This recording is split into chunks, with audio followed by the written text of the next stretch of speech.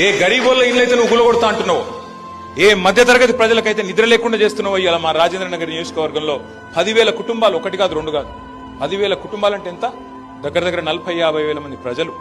అలా ఇలా కంటి మీద కునుకు లేదు. మొన్న మేము పాదయాత్ర చేసినాం ఒక 3-4 కిలోమీటర్లు. ప్రామిస్ చెప్తున్నా, చిన్న చిన్న పిల్లలు, ఒక చిన్న పిల్లగాడు వచ్చి అంకిల్ నా కిడ్నీ బ్యాంక్ తీసుకో, రేవంత్ రెడ్డికి ఇయ్యు, ఈ పైసలు తీసుకొని జర మా ఇల్లు ఇడిచిపెట్టుమను అన్నాడు. నా పిగ్గీ బ్యాంక్ తీసుకోండి, నా బొమ్మ తీసుకోండి, మా ఇల్లు కూలగొట్టకండి, రేవంత్ రెడ్డి సార్కి చెప్పండి. ఒక ఇల్లు అనేది సెంటిమెంట్.